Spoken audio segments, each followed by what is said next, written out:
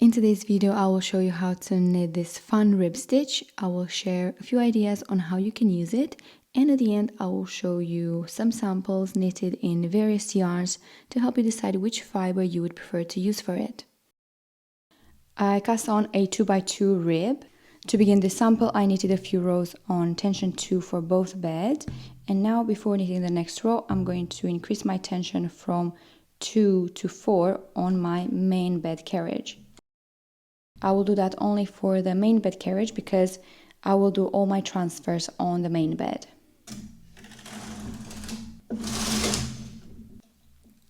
I'm going to transfer the third stitch from the edge over 2 stitches to the right or onto the next working needle. We are basically going to skip the first section. You can see that this needle has now 2 stitches. I'm going to continue transferring. This time I'm going to transfer the stitch to the right of this needle, again over 2 stitches or onto the next working needle on the right. And I will continue transferring across like that.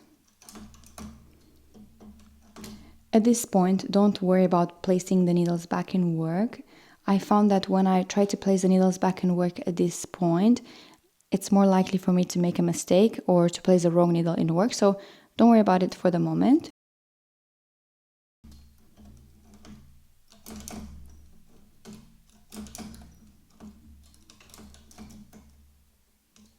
As with every stitch that I teach, I always encourage you to test your tension first. If you feel too much resistance, consider increasing your tension just so you don't have any accidents.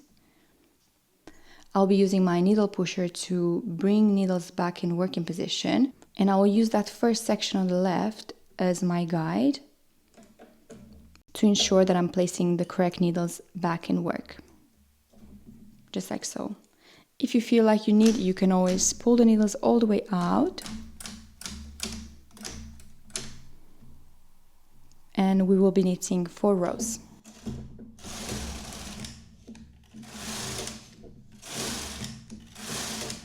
We will continue with another transfer, but this time we will begin on the right side of the machine. Again, we will be skipping the first 2 needle section, or we will be transferring the third stitch over 2 stitches to the left or onto the next working needle on the left. And then again, from that needle that received the second stitch, we're moving 1 stitch to the left and continue transferring.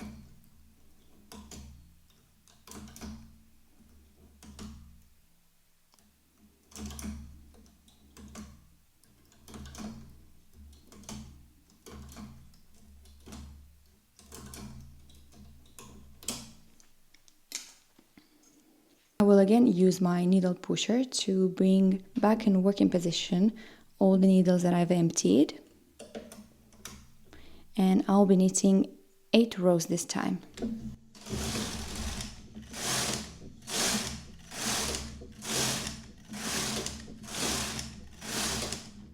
And we have now completed 1 repeat of the pattern. So after we're transferring the stitches beginning on the left side, once we complete that transfer, we knit 4 rows, and then when we are doing the transfers from the right to left, we are knitting 8 rows. Of course, you can adjust the stitch however you want. You can knit a different number of rows. You can have a plain C, what you prefer. I'm going to go ahead and do 1 more repeat.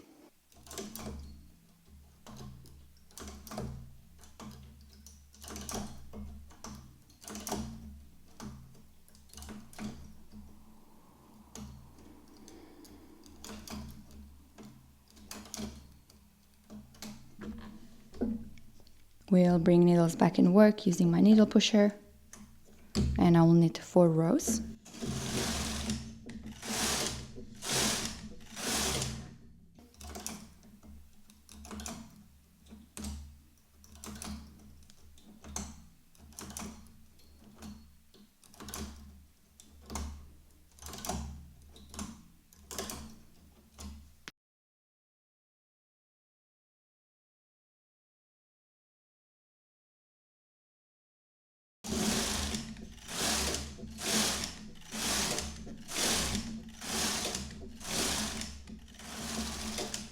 So this is one option for you that you have with this stitch. If you do not want to have so much stretch in your fabric, or you want to have less openness or more structure, you can bring all the needles on a river bed in work. I'm making sure to put my beds in half pitch, and I'll simply bring all the needles on my river bed in work. Since we have a different needle formation, I'm going to change my tension as well. I'm going to increase the tension on my river bed to 4, and I'm going to reduce the tension on my main carriage to 2. And I will knit 8 rows to begin with.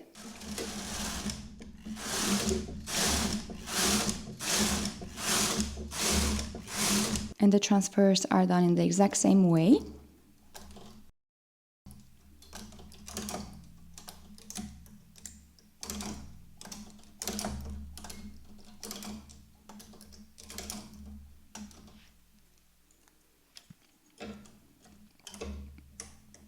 We'll knit 4 rows.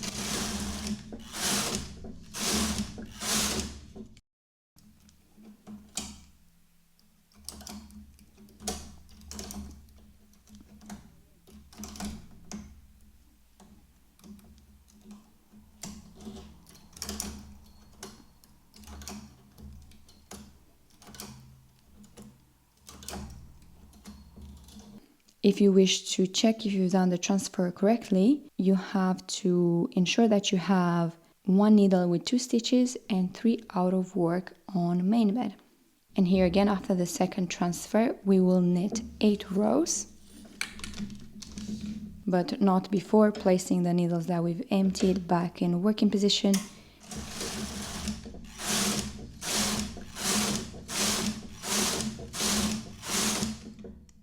Here is a sample just as I've taken it off the machine. You can see it doesn't look great because we haven't steamed it yet. So I'm going to show you the difference steam blocking does.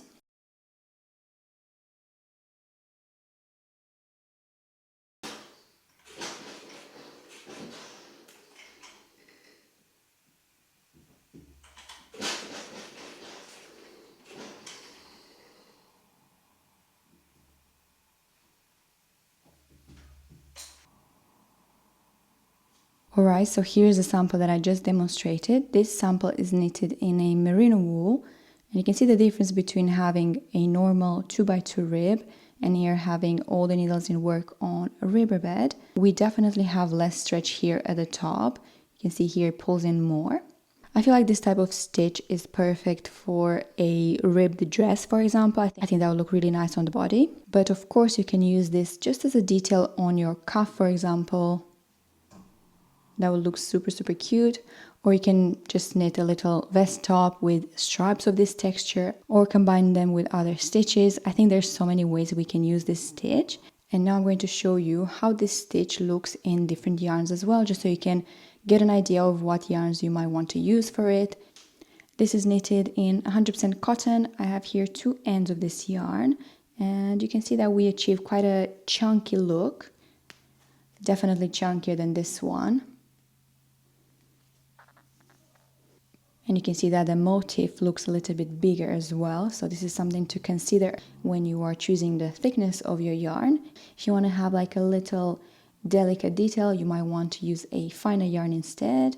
This is kind of proving the point that I just mentioned before. This one is knitted in 2 ends. I have here 1 end of 100% cashmere. And this one, to be honest, I don't know exactly what it is, but it does have a little bit of a stretch in it, and I think it's a blend of a polyester and mohair, if I'm not wrong.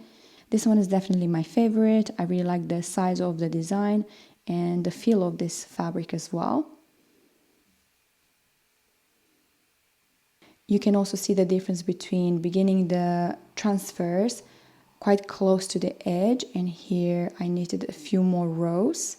So that's also something to consider as well if you want to use this for a little cuff.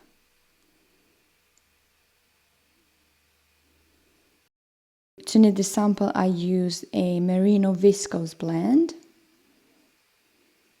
This one doesn't have so much stretch in it. This is also cute. And here I have the same yarn where I had placed the needles in work on a riverbed. I'm not sure if I love this one, to be honest, so I really hope that seeing all these samples in different yarns is giving you kind of an initial idea or a plan on how you want to use this stitch.